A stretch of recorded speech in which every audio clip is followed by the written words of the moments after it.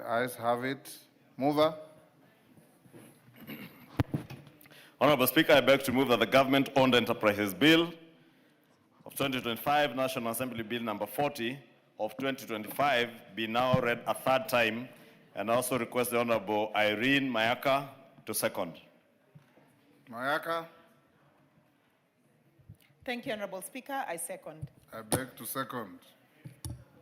Thank you, Honorable Speaker. I beg to second. Yes, Oundo, what is out of order?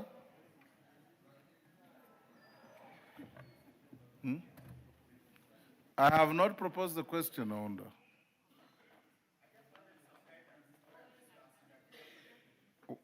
What guidance are you looking for?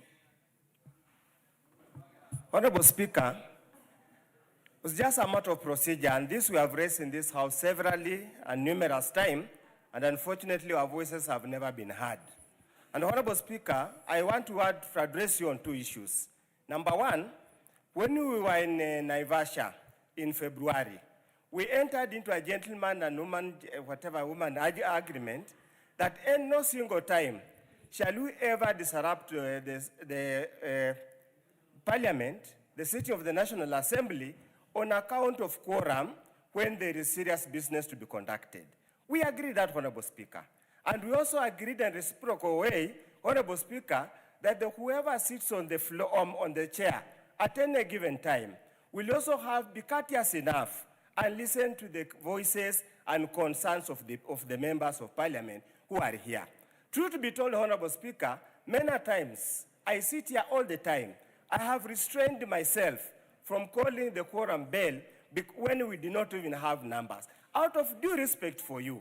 But Honorable Speaker, the way now we are moving at this stage, we might have no choice but to break that gentleman's agreement. Second, Honorable Speaker, the standing order clearly indicates that the order of the day will be published 12 hours before the sitting of the House. And I want to draw on the issue of public-owned, the government-owned enterprises. The order paper that was published on Wednesday evening did not contain committee of the whole House. So generally, most of us went to undertake other business. Yours truly, the Speaker, you went to witness the interment of our colleague. Many of us went to Mombasa to deal with other parliamentary businesses and also other matters, only to be ambushed late at around 1:30 or 2:30 or 3, we see circulating as a supplementary order paper containing details for the committee of the whole House. Honorable Speaker, this we want to refer to you, I want to term it, is the legislation by ambush. This can't happen, Speaker. We beseech you and we beg you, as a Parliament, let's hold that long-held tradition. We were in the House of Commons. I think we were some of us, Dawood and the Honorable Lady, the Honorable MP from Laikipia. And the order paper, Honorable Speaker, is published early enough and never changes unless there are exigencies of a call of duty that allows. And I showed the clerk when we were traveling with him from London. That is the kind of tradition that we want to have, Honorable Speaker. I know it's your prerogative. I cannot interfere with it. But also just listen to us that Parliament must be held in its esteem and its honor. I raise my case, Honorable Speaker. Junet. Give Junet the Mr. Speaker, the honorable member, who is a member of my party, has raised very fundamental issues. But I think before you address them, Mr. Speaker, I want to give also my opinion on them. First, Mr. Speaker, the issue of quorum is true. It's very important. But nothing stops any member from raising a quorum issue whenever he wants to raise. So, Mr. Speaker, that is just a point to note, that if there is quorum, somebody can raise. But the substantive issue is the issue of the matter that we have just dispensed of. Mr. Speaker, as far as I'm concerned, we had a House Business Committee meeting today. As usual, we have every Tuesday. And that is where the business of the week is discussed. But, Mr. Speaker, there is also a precedent in the Parliament where there is supplementary order paper, Mr. Speaker. And supplementary order paper comes after the normal order paper, Mr. Speaker. And the supplementary order is allowed in the standing orders, Mr. Speaker. So this business was contained in the supplementary order, Mr. Speaker. And the supplementary order, Mr. Speaker, was also published in the parliamentary website, Mr. Speaker. And the standing orders will bear me clear that, Mr. Speaker, that this matter was properly in the supplement. Even me in the morning when I came to the House Business Committee, I did not know that there's a supplementary order until my attention was brought to it by the majority leader, Mr. Speaker. I was still using the order paper that existed earlier. So it is very important for members to be keen to know whether we have an order paper or we have a supplementary order paper. So, Mr. Speaker, I know my member is very unhappy with what has gone through now, but that's how the business of the House is conducted. Mr. Speaker, the House of Business is conducted in that manner, that supplementary paper order comes, you need to marshal your numbers from the eating place, from the dining place, because by the time we are going for lunch, the supplementary order is paper, is out. That is where now you start talking to members and you bring them to the House if you want to defeat the business that is in the supplementary order. So, Mr. Speaker, I will sit down with Dr. Undo and we will discuss the matter also internally as a party, and we will agree on a position, on which position. As a family. Thank you, Honorable Speaker. And the issue raised by Honorable Undo seemingly seems very legit. However, Honorable Speaker, he is pointed out to practice in the House of Commons, but the only Honorable Undo knows he is elected by the people of Unyula in the National Assembly of Kenya, not in the House of Commons. And in the National Assembly of Kenya, we are guided by their standing orders. And he knows because he's been here long enough. At least I've been here with him since 2013. He joined one parliament later in 2017. So at least he's been here for the last 8 years. And he knows over the last 8 years, Standing Order 38-2 provides that the order paper, indeed as he says, shall be published the day before, but a supplementary order paper shall be made available at least 1 hour before the House meets. So I was wondering, Honorable Speaker, whether this order paper was not indeed available an hour before the House sat. And I can confirm it was. Just like today, this afternoon, Honorable Speaker, the order paper we are using for this afternoon is a supplementary order paper. The order paper that was published last night is not the order paper we are using, Honorable Speaker. And therefore, the Honorable Undo cannot be faulting the House for following what is already provided for in the standing orders, but I would also want to advise him, if you want us to work as the House of Commons works, without any supplementary order papers, it is within your right to approach the House Procedures Committee to amend our standing orders. But First of all, both of you are wrong. The House of Commons publishes supplementary order papers. Honorable Speaker, I could be wrong because So I was it following is not- the misinformation. It is not correct. Yes. Majority leader, So actually, what I Honorable wrote Speaker, these standing orders and I went to the House of Commons. I went to the House of Commons in Australia. I went to the House of Commons in Canada. I went to Zambia. I went to South Africa. I went to Isle of Man. I went to Ganze. I went to Jersey. I went to Nigeria. And these are all comparable jurisdictions. And they publish supplementary order papers. Now, Honorable Speaker, what else would I even add, Honorable Speaker? Considering that you have been in this House for over 30 years, you wrote these standing orders. So a member who just appeared here 8 years ago now wants to lecture you on what is provided for in the House of Commons. And that is why, Honorable Speaker, I was very careful to say that the point that Honorable Undo was raising seemingly may seem legit. But you see, you have now confirmed, Honorable Speaker, that in fact the Honorable Undo should be apologizing to the House for misleading the House on matters touching on the House of Commons, because as you have clearly said, it is not provided for even in the House of Commons, Honorable Speaker. But just to affirm, Honorable Speaker, just like you are saying, on matters of quorum, Honorable Speaker, nobody has said that any member cannot raise a matter of quorum. But again, Honorable Speaker, we must be very honorable in the way we conduct business in the House.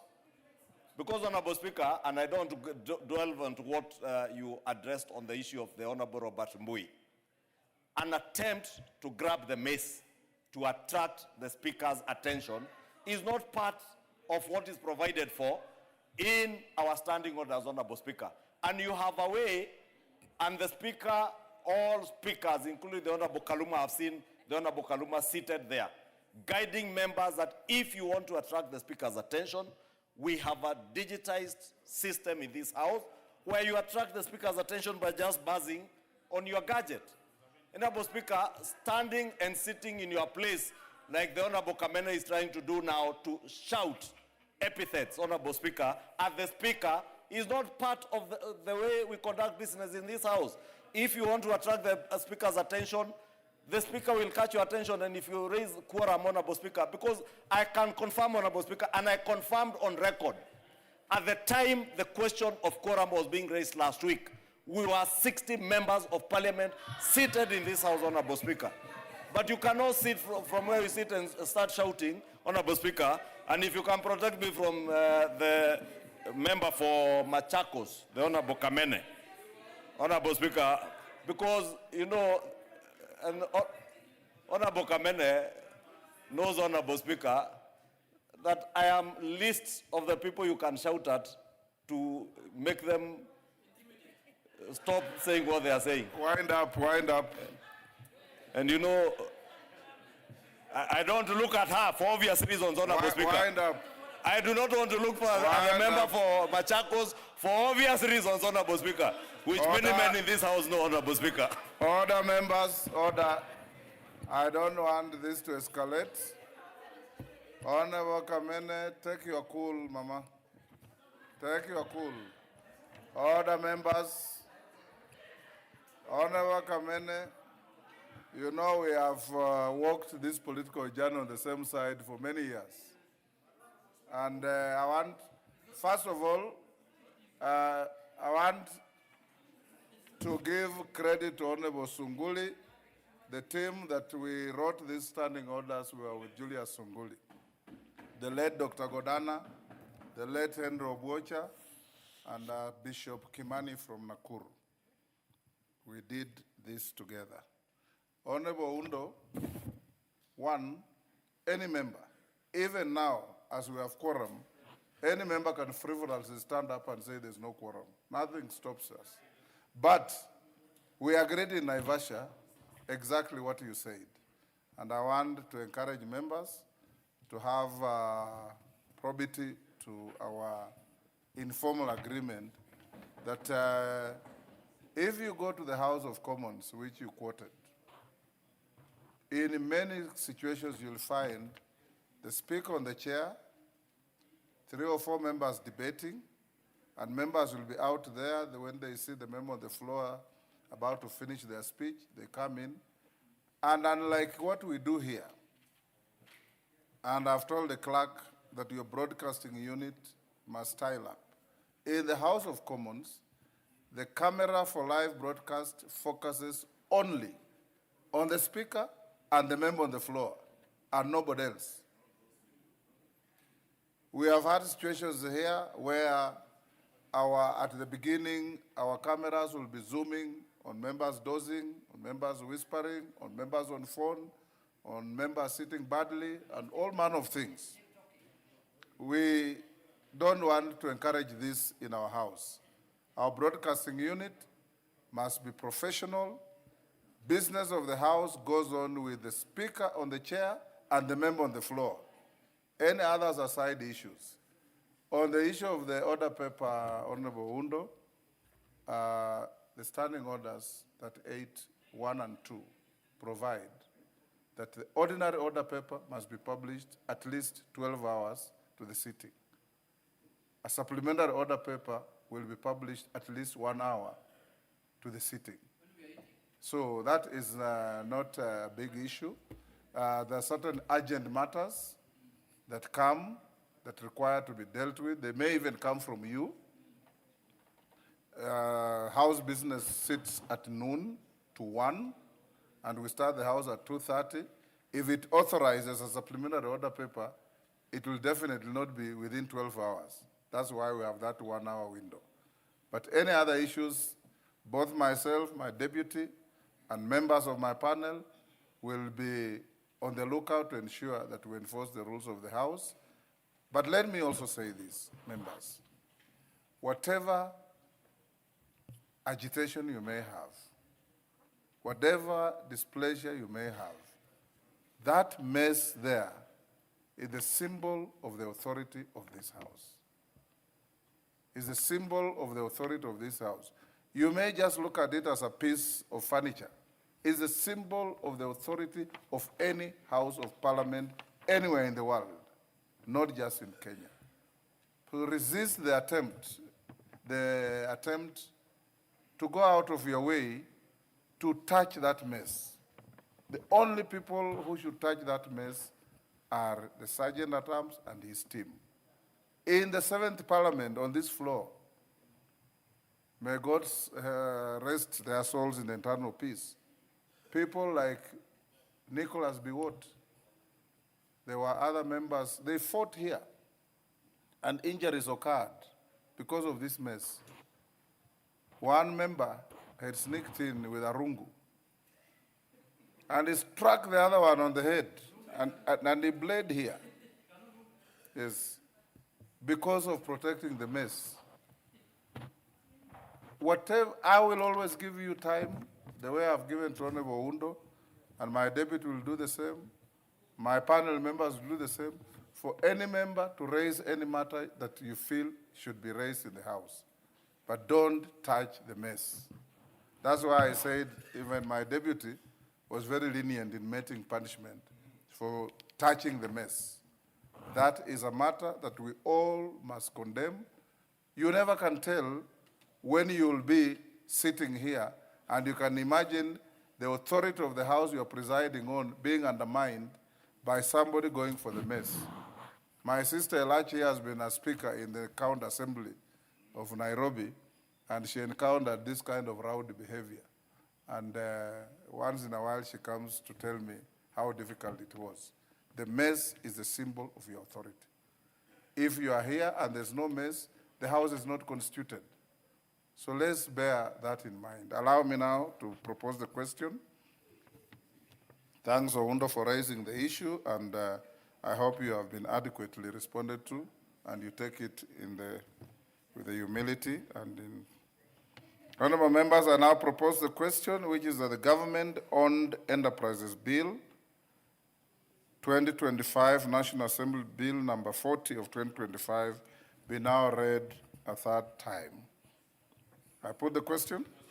I now put the question, which is that the Government-Owned Enterprises Bill 2025, National Assembly Bill number 40 of 2025 be now read a third time. As members of that opinion say aye. Aye.